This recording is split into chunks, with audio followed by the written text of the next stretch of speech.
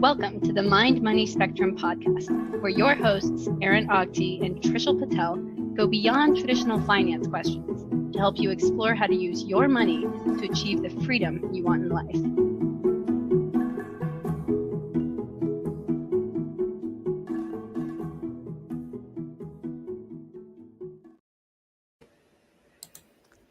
Hi, my name is Aaron Ogti. I'm a financial advisor in the Bay Area, and I'm here with Trishul Patel, a wealth manager on the East Coast. Hey, Aaron, great to be here today, and thanks everybody for watching and listening. Great to be here as well. So, a while ago, maybe on the scale of a few years ago, you and I had a conversation about like our single best piece of advice. Like if you were talking to someone just starting out, didn't know kind of what to do, and we didn't have a lot of time to try and help as much as we can with custom advice, just something super simple, so quickly. And our brief advice was basically save more. With the extra little bit of like save more and invest in stocks or S&P 500. It's like the idea of like starting early, giving yourself enough time, compound growth, like everything works out better if you can have a nice high savings rate. It helps keep your expenses down. Like so many things work out later on in life if you can just save more. And I've had a couple client cases over the last 6 months or so where I have found that in these two client conversations, I've not been giving that advice. And I want to explore kind of one, make sure I'm not giving bad advice. Like kind of like the sanity check of like, no, I'm pretty sure I'm doing this correctly because I've checked enough things. But two, just exploring those kind of other scenarios where not saving more is still okay. And kind of it's again exploring. I don't know if it's a spectrum of how much to save versus how little. I don't know if it's a edge cases or the nuances when it's okay to not save as much as possible. But I want to kind of think out loud with this and ask for your help with this, Trishul. So before I get to my case, like when you think about like when we came up with that save more, compound growth, invest in stocks, like have you, one, is that still kind of predominant? And two, have you had just mental scenarios where like, you know what, maybe this particular client doesn't need to save as much as either they were or they are? Right. I remember that conversation. I think the title of that episode was the most important advice in your 20s, something like that. So yeah, something like that. We'll link it, but that was the premise. And the notion was, yeah, when you're in your 20s and maybe you have less dependence and less responsibilities, and maybe you're even like single and married for a good portion of that period, if not all, then focusing on putting as much away for your retirement can have significant benefits because you have that power of compounding working for you incredibly well, given that retirement is so far off, or the time where you may need to use those funds could potentially be very far off.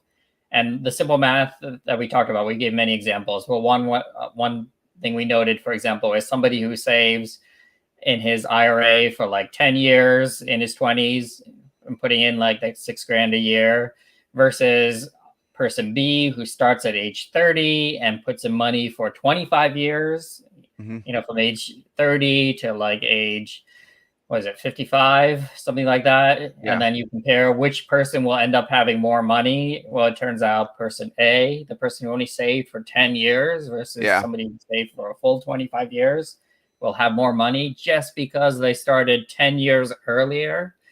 So, that we honed in on those types of advantages for somebody that young. So, yeah,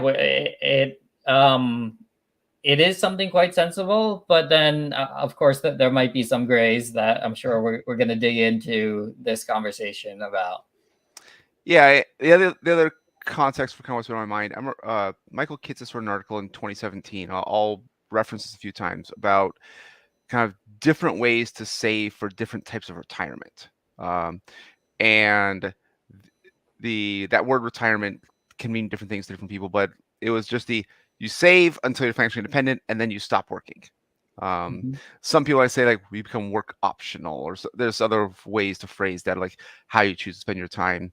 And if you save more earlier and give yourself the benefit of more time for compound growth, then that like save until you're financially independent. That financial independence date probably actually happens sooner. So you actually get this like early financial independence kind of idea where it's only possible if you save early, whereas if you start saving later, it's just you can never quite catch up. Like you'd have to save extremely high savings rates where you're almost like saving more than you're spending idea. But it just was not practical. Like the most likely way to achieve that is just start saving earlier. Yeah, that's the big benefit that you would get for sure. Yeah. And this article, a couple of the possibilities were like, well, what if you took a sabbatical? What if you kind of took time off? What if you change careers? That you worked hard in your 20s and saved, but then you realize like at your mid 30s, like you don't like your job. Like you'd rather do something more fulfilling. Like you're 30. Can you imagine doing this job for another 20 years? Like, no, that sounds like the worst thing ever. Okay, what if I switch? And it's like you're could be moving to a lower paying job because you're starting out in a new career. It could be that you're going back to school. There's different ways to think about that.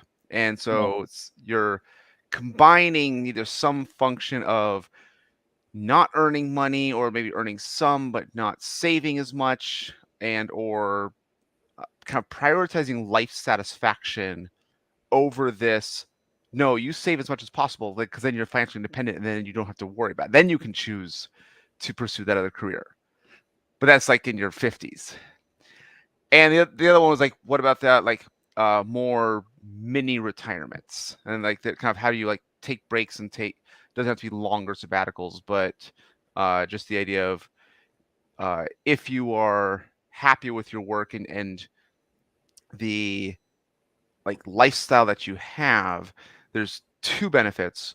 One is you get kind of more time off now. Like depending, like I don't know how to phrase that, but could be fewer hours per week, or could be more weeks vacation per year, could be time with family. Like there's different ways to think about that.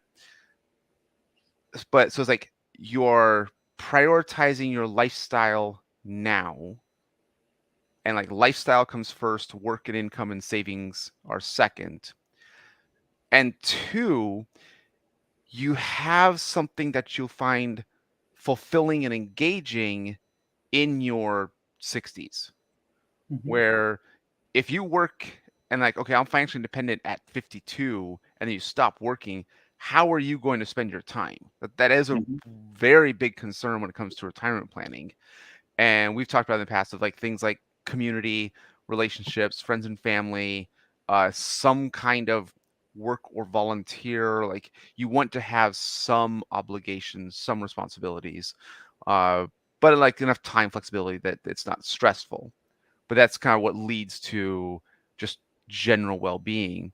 But it's also that like paid employment is one of those things. And so if you can make that change in your 30s to find that career that you find fulfilling, that you're okay doing longer, then that's like the way the math works out. It's actually okay to save less. And I think I want to kind of explore a few of these ideas because I think you and I have lived one of the classic examples of you leave your salary job to start a business, and that gives you the time flexibility. But there's like lots of scary things with that, creating your own business. But I think there's a couple others that I think I'm giving my advice to clients, but I'm like, I'm not sure how this is going to work out. But I know that they are happier now, and I'm pretty sure they're going to be fine long term. But it's definitely not like classic certified financial planner training. So I'm curious, like before I get into the couple cases, like do you have any other scenarios or examples of just that idea of like something other than save, financial independence, stop working? Yeah. I think my mindset has grown from that traditional understanding, and then even when we started this podcast, the first episode was on fire, like financial independence, Yeah. retire early, and I think the financial independence part got a good amount of play in that conversation, but then you still have half of that word being retire early.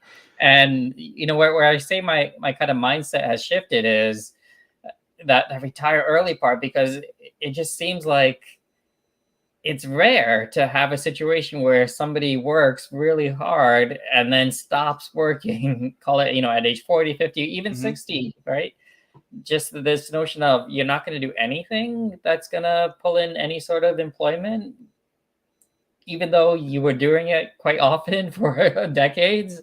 Um, and even though there might be things you enjoy, right? So it feels like the status quo should be more about finding employment that you enjoy rather than stopping employment at all. Meaning, maybe the purpose of employment should be, there's this newer acronym that I put out there. I'd read. When was this? Like maybe a year ago, something like this, where instead of financial independence, retire early, maybe it should be something closer to financial independence, recreationally employed. Meaning, you're still employed, but it's for recreation. But why can't that be the goal for everyone? Like, why can't we all just be employed with things that we like doing and we don't mind doing it in perpetuity? Meaning, it's not a means to an end; it is the end. Like that's the whole purpose of passing our time. So I think incorporating more of that notion, it's certainly what I've done in my own life, but also what I'm trying to explore with my clients, and it seems to make a lot of sense from many different angles. So I think that would be the one big departure that I think is sensible to think about. Meaning, instead of going really hardcore on the savings and then stopping completely, you can still focus on the savings, but also think of this transition period of where instead of it's all about the income to be it's all about the enjoyment of the income. Yeah. That's good. That's a good way to phrase it. Like it. Okay. So I do like that. Like how do we enjoy the income? Um, I think the thing I want to kind of double check right now is more like a time value of money conversation, or like the so much financial planning advisor, like how to give advice is like, okay, imagine your 60-year-old self and like trying to relate present self to future self and making sacrifices for your present self for the benefit of your future self. That's kind of like which is what savings is.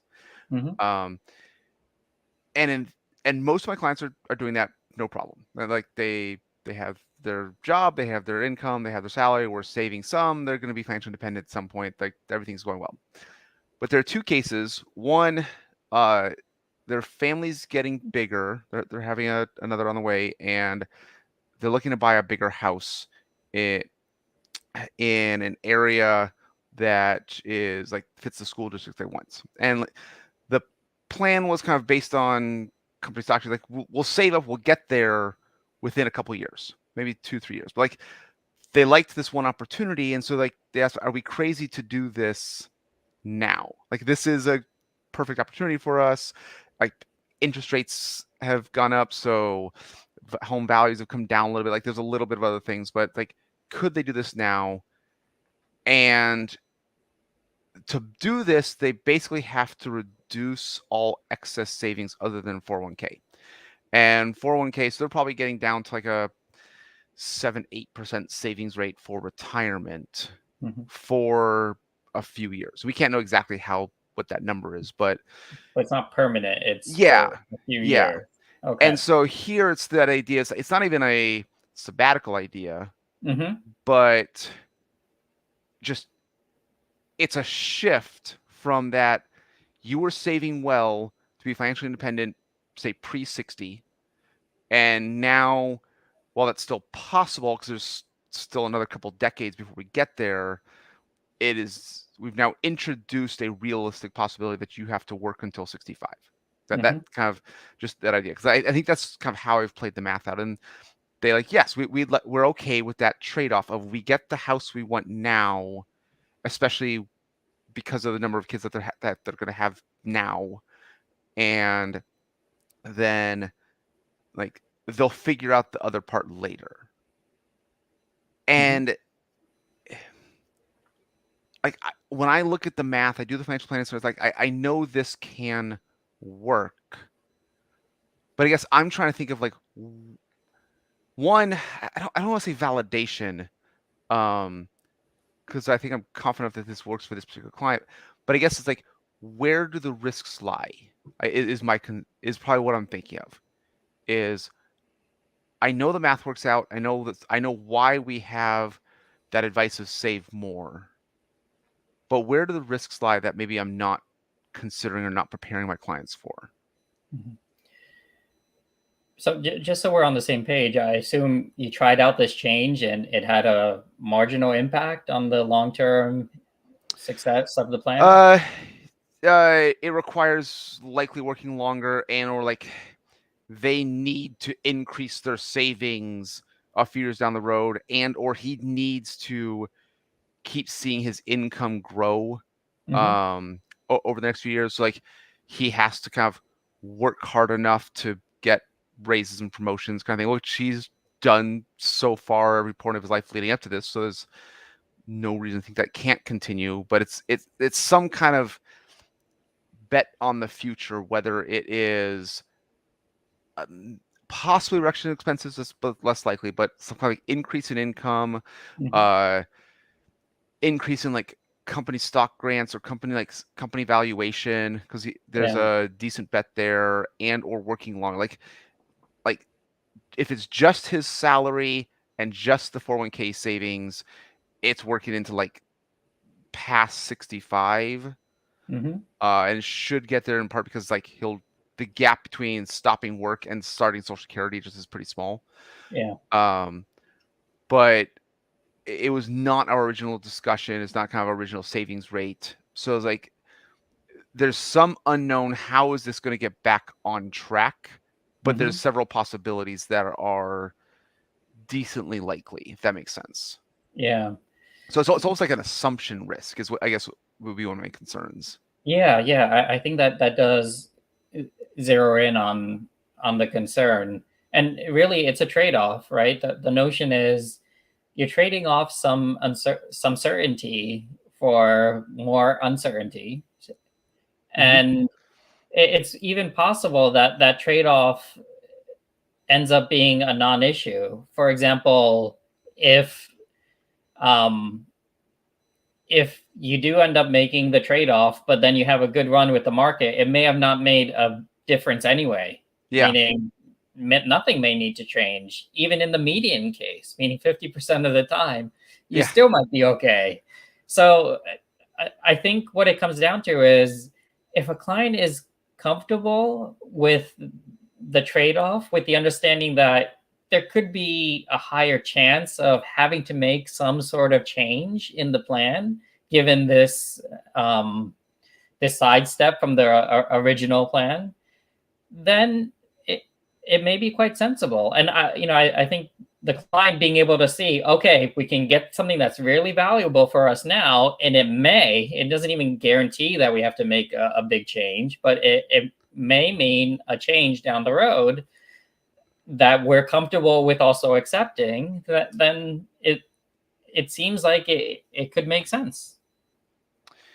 I guess maybe my, I don't see concern, like my wondering for today, I need a better phrase of that, is kind of classic prudent financial planning advice too conservative at times? The specific example I'm thinking of, and there's another Kitsos article like references like the 4% rule is a worst case scenario rule. The average with like safe withdrawal rate over the last 100 years is actually closer to like 5.5 or 6%. Yeah, the And like the median. best case scenario was like you could have an 8% withdrawal rate and not run out of Hmm. money if you happen to retire at the start of the right 30-year period. And that's Yeah. where the like financial planning comes like, we don't know what the next 30 years are going to entail.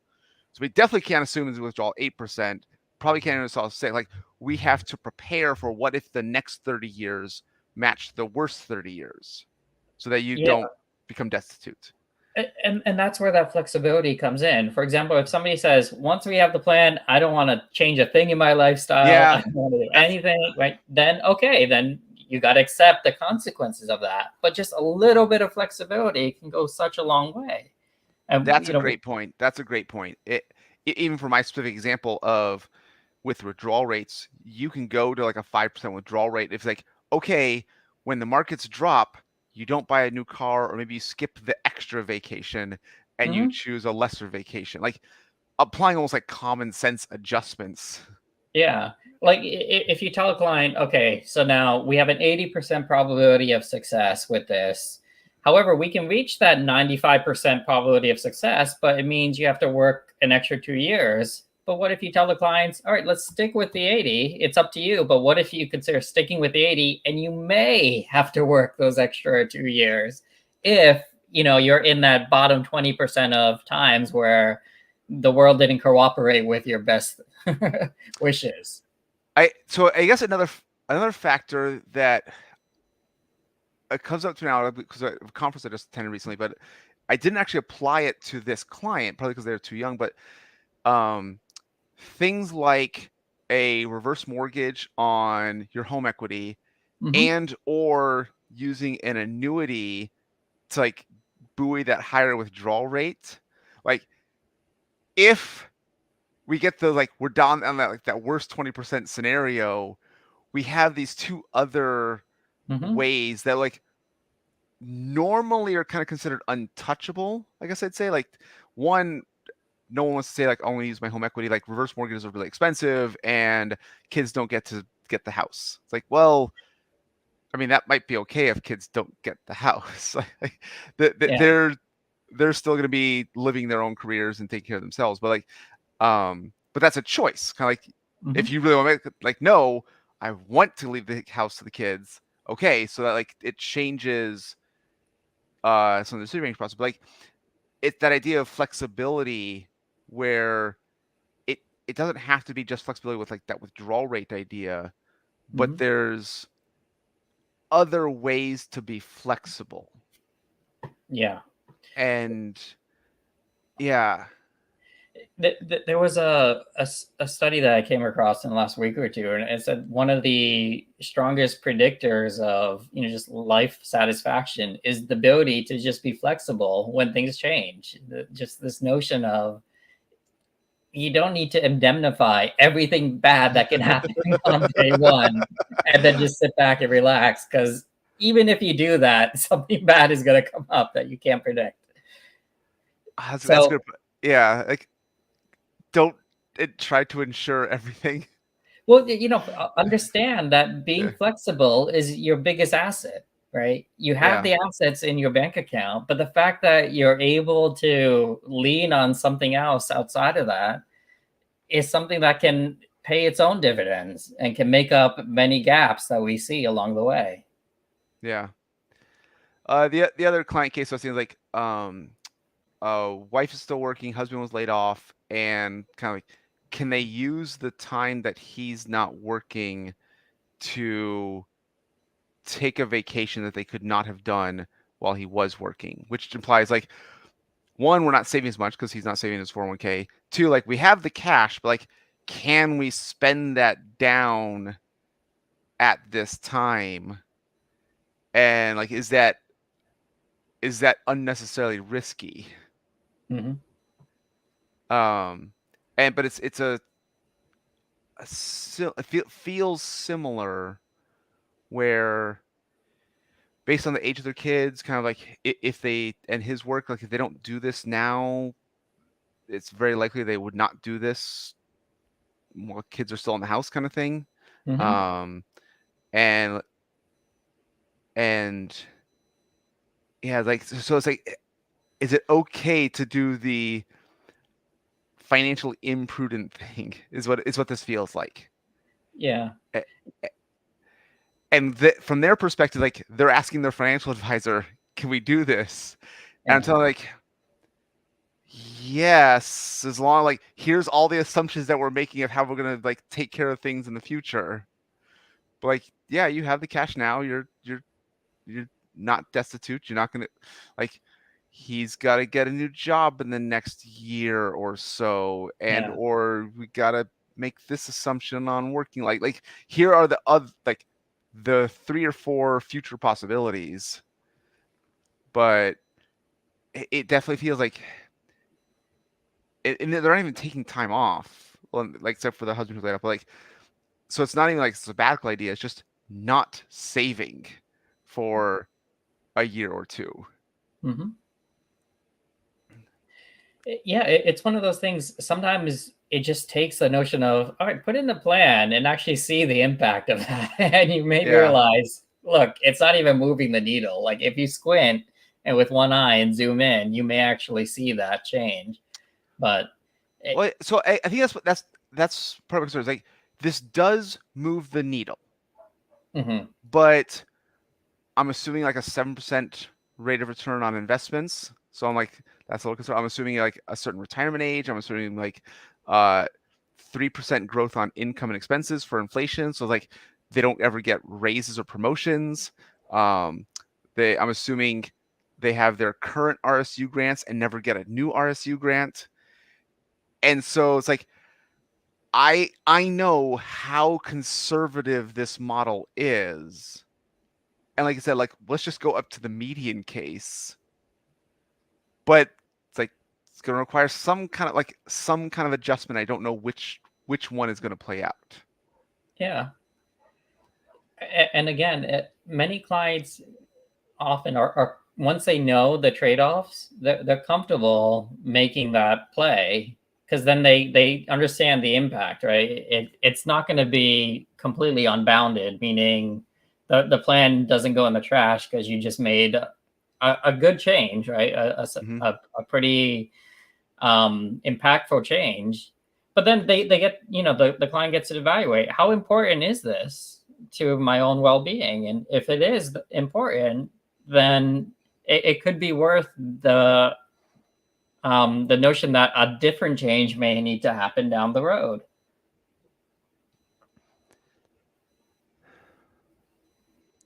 Yeah, it's like I guess like do I feel comfortable giving uh, is median the right word? It's like what's in the middle between conservative and aggressive? Moderate? Yeah, moderate. Am I okay giving moderate advice? Because that's also like excellent versus poor. Like, Yeah, I wouldn't call it that. I think you need better marketing. but yeah, but you understand what I'm trying to say is like at what at what point is it too conservative? I guess I'd say. Yeah, so I've had this conversation even recently, and frankly, what we end up targeting ends up coming along with it a discussion about the trade-offs. For example, if we target something with a a high probability of success, a high confidence of Mm-hmm. success, then what we say is, yeah, the chances of changing the plan are lower. Okay, good. But targeting something with a moderate confidence of success, right, is not horrible. It just may come with more changes. And then Yeah. we say, okay, here are the changes you may anticipate. For example, um, those changes may not even be likely. You still will be above the 50th percentile in both cases. Yeah. Targeting something with a 90% versus a 70%. More than Yeah. 50% of the time, in both cases, no changes to the plan. Yeah. But in an extra 20% of the time, you may need to make changes in the moderate case. And the changes that you may need to make may be entirely acceptable. Yeah. I think that's what is it, the end of history problem? That they like how much has your life changed in the last 10 years? Like, oh man, like so many things. but every projection is like, so where do you be for 10 years from now? Oh, about the same plus a little inflation. Right. And it's like so many things are going to change, whether like they're planning for it or not. Yeah. And I'm reminded of Carl Rich's idea of like, just let's figure out like your current situation, just like take one step forward. And we're not stopping the 401k savings. We're like, like in the former case, like buying a big house is a huge decision, but they've been talking about this with me for a while, and it's like, okay, this may not be the perfect time to do it from a conservative, prudent financial planning perspective. They can do it. They got approved. They had the assets. They sold their current house, and like they're gonna make it work. But like, so here's this next life step forward. Mm-hmm. And then next time we're gonna talk, it's like, okay, what's the next life step forward? Mm-hmm. Yeah, yeah. So what went through my mind is also there's probably a good bag of tricks that we as advisors can also pull in that can help increase the chances of the plan success without having too much impact on like the lifestyle of a client. Meaning, if they do want to make these types of changes, there's still other things that can happen that can provide tangible benefit without having, again, major shifts from the client's perspective. So things that I like to roll into our plan are the notion of, well, do you have a sensible strategy for your distributions, right? A Roth conversion strategy or a distribution strategy that involves targeting the right taxable accounts. Well, adding that in will shore up the plan. Other things like that are delaying Social Security or providing some sort of end of life contingency or near end of life contingency plans, like you mentioned, with like the fixed annuity or with the reverse mortgage, things like that. So you add in these other tools, and that can provide more stops to the plan from having to make major changes. Yeah. And then, the next one, which is not necessarily purely financial engineering, but it's something that's really worth considering. And that's what we talked about earlier in this conversation, the notion of when you reach financial independence, you don't need to stop working completely. In fact, if you think from the beginning that you're going to switch from a time of being employed, for the paycheck versus recreationally employed, have that notion built in, well, then that can make all the difference on its own. Having a period of time where the goal is effectively to transition to a notion of employment that is sustainable and that you enjoy, that can, again, fill in a lot of gaps for these types of concerns on its own.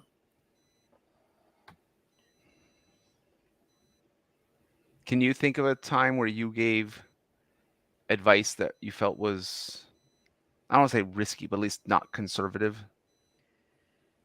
I think it happens a good amount. And it's always about, okay, here are the trade-offs. Here's what you're giving up by shifting from the status quo. And then let's chat. How does this feel with you? Is it unnerving, or is it something that gives you more energy, right? Does it invigorate you? Often, for example, when people understand that when we first talk about this notion of, hey, you don't need to stop working completely, right? You can do something you enjoy, and even if it's pulling 1/10 of your salary, it can make a huge difference on your overall lifestyle. Even if you take that like 4% rule, like 40 grand a year means you need to save $1 million. Well, if your retirement is 2 million, your retirement goal, and you maintain a $40,000 a year salary, well, that's half of your retirement goal right there. So, cut the amount that you need to save for retirement in half just by doing that. This kind of on the other end of the spectrum, I'm thinking of another client case. He was fortunate enough to be part of a successful IPO, and basically also kept his expenses really low, just based on his personality. Like, really likes working. Like, he has enough saved. Like, he could have like pushed for fire within 2 to 5 years, paid off a mortgage, and like probably stopped working if he wanted. But he's not going to stop working. Like, he enjoys his work. And he's going to keep working. And so we have him maxing out his 401k, but I've actually been pushing him to spend more of his money. Like, if you're already pretty close to financial independence and you're in your 30s and you're going to keep working, yes, you can buy a motorcycle. Yeah. And it's like this. I don't know. It's like the mentality of conservative versus prudent, like, or conservative like versus that middle of the road. This is probably also like individualized advice of like not saving more, but I feel much more comfortable with this one, and I'm not quite sure why.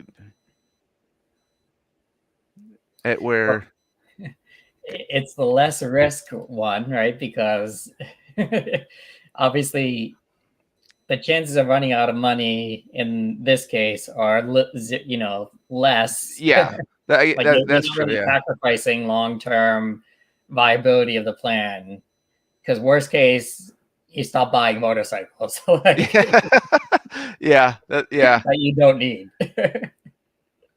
You're right. It's like if we even set up like 25% of his portfolio is like an income generating portfolio that sends money to his checking account, because I'm trying to get him to spend some. But even then, like, he is saving more in his 401k, in his Roth 401k, than his taxable investments are sending to his checking account. Yeah. So yeah, these are nice problems to have. Yeah. I guess you're right. It's like, the risks are just so low to be negligible. Whereas in the other case, but I think in both scenarios, like I don't know, I feel like a cookie cutter financial planner, like, nope, save more. Like, great, you're maxing out your 401k. We got to say, like, let's build up that nest egg. Let's get you to financial independence as soon as we can. Yeah. And I mean, yeah, I was going to say that's why, at least I think you might agree as well. We prefer this notion of life planning than financial planning. Right? We're not trying to optimize dollar signs. We're optimizing happiness emoticons or something. I'm now wondering if you can think of any other advisor or client case who has a client in their 30s where they're sending money from their taxable investment account to the client's checking account. Like, now that I say that, I can't imagine any other advisor doing that. Yeah, has that come up? No, I'm going to say no. I haven't seen that. But not a bad situation to be in. Yeah. And again, I've talked to him, like, the big strength is that his expenses are so low already. Yeah. Like, his expenses like $3,000 a month. And so he has enough cash, like, has a good healthy cash reserve. Like, he's done all the other things right that give him this incredible opportunity. And again, he also got lucky with the IPO kind of thing. Like, so like, lots of things happened in that regard. Yeah.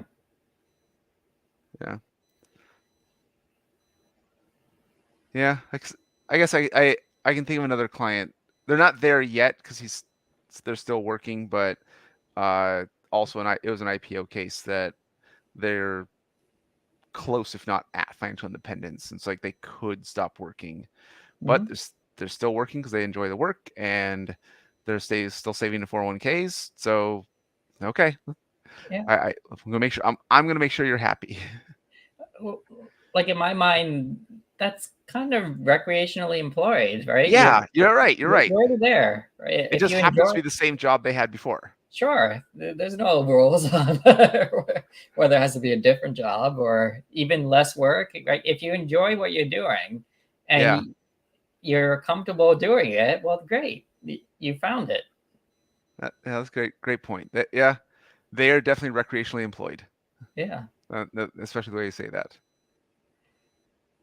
And just I don't want to turn into a whole life philosophy, but can't that be a goal for humans, right? Just the notion of plan out your life so that you end up being recreationally employed sooner rather than later. And if that works out, then there's your employment problem, right? Yeah, like, cause I know when looking at like financial planning scenarios, like so many of the like tricky financial planning problems are solved by just working a few extra years. Mm-hmm. Like, because you get like especially like financial planning scenarios and modeling, like assumes an end of life at some point. Yeah. And so you are increasing years of savings and decreasing years that you're drawing down that portfolio. Mm-hmm. So if you can just work a little longer, so many things become possible that you would not have thought of beforehand. Like, nope, gotta reach my 15% savings rate in my 401k and or long-term investments. Well, okay, so here's that trade-off. Let's say you tell someone, okay, you got to work 5 more years. Can you do it? Or then you say, hey, what if you just do 12 years part-time, very low-key, but you enjoy it? That's a good point. That's a good point. Because again, it's almost like that end of history thing. It's like people could imagine their current job and like 5 more years of this. Okay, I guess I can do that. But like you said, 12 years of anything you want. Yeah. Like pretty close to minimum wage just be fine, but based on your skills, you can probably do more than minimum wage. But yeah, 12 years of anything you want. And look, there's a good chance if you give yourself that career freedom or that entrepreneurial freedom, you'll blow it out of the water just because you enjoy doing it, right? Yeah. You build something and you create something that you really want to foster and grow, whether it be a skill or a business or whatever it happens to be. But all that pressure is off because you're doing it because you like it. Okay, so quick aside. I don't know if it's good quick, but we'll try. You mentioned like starting a business. The thing I had in mind, I have one client in particular, like I could see him going to work for Ski Patrol. Yeah. Where like he moved to Tahoe, like got over 100 days skiing this year. Like he loves skiing. Mm-hmm. And so I'm wondering if he could stop being an engineer and move to Ski Patrol for a while. Oh, yeah, for sure. And he may like it so much, and putting that in the plan, you may realize you can do this. Just in the longer you do it, and the more you enjoy it, then the more you're going to just keep doing it, and the more sustainable that overall plan is going to be. I'll have to, because we have not discussed that example, but I'll have to ask him at our next meeting. That's an interesting one. Because yeah, he doesn't have to make a ton, just has to make some for longer. Mm-hmm. Like, here's an exercise that it's worth doing. It's something I did when I first left the career. I designed my ideal day. Like if I could do anything I want over the course of the day, and I could plan this out so that I could set it as like a schedule, what would it look like? And it might involve, for example, for me, I have my slow wake up, check out the news, spend an hour having a nice breakfast, do a workout, spend some time doing some work for like an hour, have a longer lunch where I go on a bike ride, do some work for a bit, work on a hobby, family time, right? And then that fills up a day. Yeah. But within that day, you have a couple hours of doing actual work, which can be part of an employment situation. Yeah. And it's sustainable. It doesn't feel like something that's going to burn me out at any given time, because you can take plenty of vacation. You can feel invigorated after stepping away from like a weekend or a long weekend. And even the course of a given day, there's enough breaks so that it never feels overwhelming. So yes, something like that could be part of anybody's transition to financial independence, where they have this recreationally employed component, but they're not sacrificing their other parts of their actual well-being. Yeah. I think there's a Kinder exercise that goes along with like ideal. I think it's ideal day, ideal week, ideal year. The idea there being your ideal day might involve for me like a round of golf, but I'm not going to play golf every single day.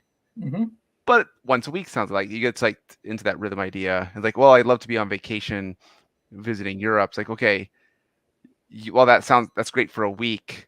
You're not going to do that every week of the year. Like you actually live near your family and friends, and so, but yeah, that's a yeah. I need to get back to using that more. That's a great idea. Well, yeah, like so for our listeners, the Kinder that Aaron you just mentioned that's one of our earlier conversations. We covered the three. What does he call it? The three Kinder's life three questions. Yeah, Kinder's 3 questions. Yeah, it's to try to uncover what an individual or a client or even yourself what we really want out of life, and then more of the practice is what does that actual experience look like when you reach financial independence? Yeah. Yeah, I think it's good. Like it's when you take it from a life planning lens, it no longer seems like it's imprudent, I guess I'd say. Right, because you're not maximizing dollar signs per se, but Yeah, you're exactly. maximizing happiness. Yeah, smiles. Yeah. Is that what you're trying to like simplify? Yeah. How many days ended up with a smiley emoji instead of a frowny emoji? Sure. Yeah. I like that. Okay. So again, this is, I think, a good reminder, like, yes, the fundamentals when it comes to financial planning do matter. And if you're trying to do it yourself, and like, that's why, like, we only had 5 minutes to talk to someone in their 20s. That's the advice. And I think that's still sound. But on an individual basis, it is possible to deviate from that. If you kind of understand the implications, you know why you're doing it. I think that's another factor we haven't talked about. Like that gets back to like the intentionality of not making these types of decisions on the spur of the moment. It's like not being like impulsive or flippant. It's understanding why you are doing this, and from the client's perspective, developing like an internal confidence. Like, yes, I'm doing this thing, which might not be the best long-term financial thing, but it is the best thing for me and my family at this time. Right. Yeah, I think that's probably another key. Like, and it's, especially now that I've been talking out loud, the former client who bought the house, we've been talking about this for 2 years now, trying to make this work. And other things happened, stocks came down, like that like, kind of kept pushing that off. So, but it was not a spur of the moment, even though like the actual home, like, oh my gosh, this home became on the market. Can we get this specific one? Like, while that felt spur of the moment, felt like, I don't want to say impulsive, but like it required that time urgency. It was not an impulsive decision. Like we've been talking about this and planning around it for quite a while. So yes, that's probably another thing that I think about when I think of these client cases. That part is their personality. Part is like, I trust that they actually will be able to increase their savings in the future. That they are not spending frivolously. That they are, from a personality perspective, like aware, self-aware enough that they know that they are taking on some risks, and that they are they're comfortable choosing these risks rather than others. Yeah. I think I've gone through this in my head, this notion of, is what we do an art or is it a science, right? Like the science aspect is, yeah, there's this conventional approach, and if you plug in all these numbers, you'll get this answer and a probability of success and all of that. But the art is, yeah, you got to understand these nuances. Like, is somebody more likely to spend savings or invest savings? And that's a big assumption that'll go into the plan. Like, are they continually going to move that money away or into? And just all these other nuances that we brought up during today's conversation. There's settings and buttons that we can click, but to understand, okay, how do those play out in real life? We have to have the conversations, and we have to make judgments that are informed based upon our understanding of what's going on, specifically with the individual client. Yeah. Yeah. There's okay, I'm hoping you'll help me find a better phrase, because I believe a better phrase exists, but I've one that I heard that stuck with me a long time ago was like, rules are for the obedience of fools and the guidance of wise men. And it works because, like, if no one's going to think about the rule, then they're better off following it. But if you're going to take the time to understand why that rule is in place, then you also understand when it's okay to break that rule. But again, I don't like the phrase, and I think I've heard something better that didn't stick the same way. But yeah, I like that. Here's something that's close. I don't think it's better, but I remember, like Rumsfeld once said about his military career, it's all about the planning, not the plan, meaning the plan is something you come up with, but once you have it, you don't stick it in a vault and forget about it, or you don't blindly execute it. Although if you have nothing, okay, that's what you lean on. However, the real benefit is in the process of planning, actually doing the hard work, and then doing it again and again and again as things change. That's where the real benefit comes into play. It's definitely that creative, iterative process over results idea. That if you are confident you know what you're doing, like if you have a good process in place, like you don't know what the result is going to be, but you have a good process, get a result, good process, get a next result, good process, get a next result. And like more often than not, over time, you'll get more positive results than negative results. But it's acknowledging the things that are outside of your control. Right. Yeah. The more comfortable you get with that iteration, the more agile you can be, and the more flexible you can be, meaning the better your chances of success overall. It's like that whole, like traditional software engineering approach. It's called like the waterfall approach. Right. You do all of your design up front, and you do all of your R&D, and then you do all of your specifications, and then you do all of your coding and system, right? So you do all of these things one after another, and then you finally get an end product and it's obsolete.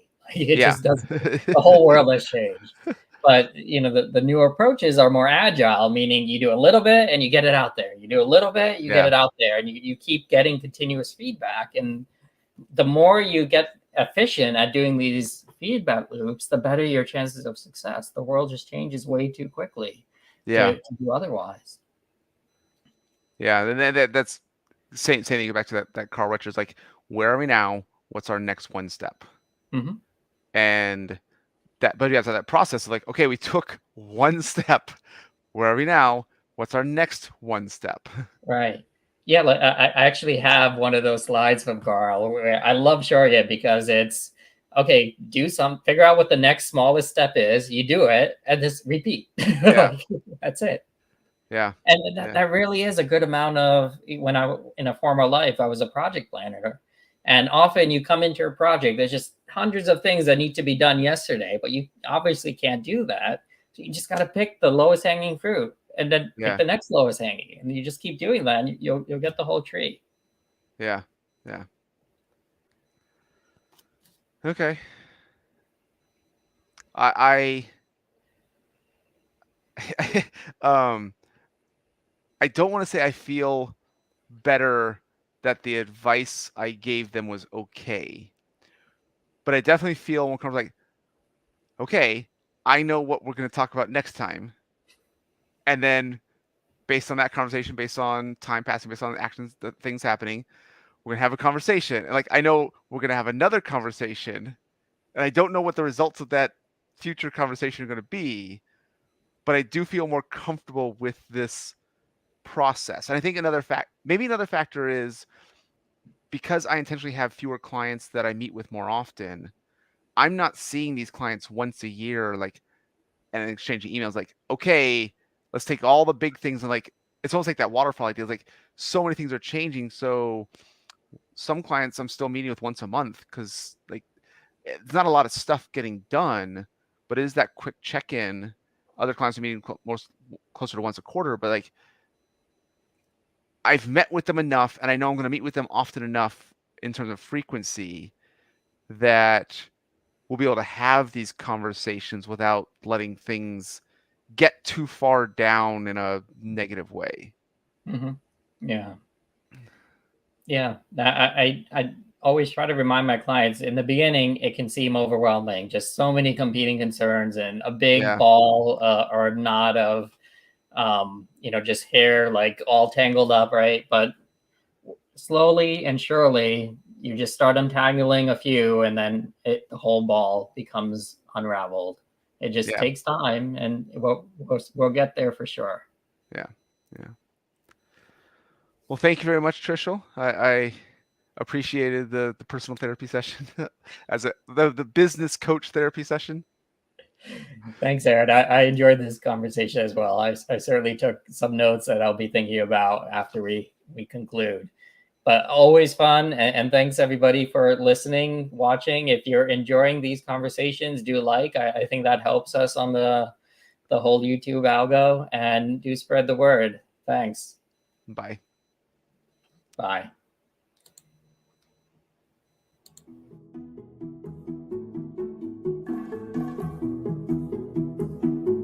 We appreciate you joining us today for this episode of the Mind Money Spectrum podcast. Be sure to visit mindmoneyspectrum.com to access the entire library of episodes. Remember, it's not black and white, but the wide spectrum of gray area where you get to pursue the freedoms you want in life. Opinions voiced in this material are for general information only and are not intended to provide specific advice or recommendations for any individual. All performance referenced is historical as no guarantee of future results. All indices are unmanaged and may not be invested in directly. Have a nice day.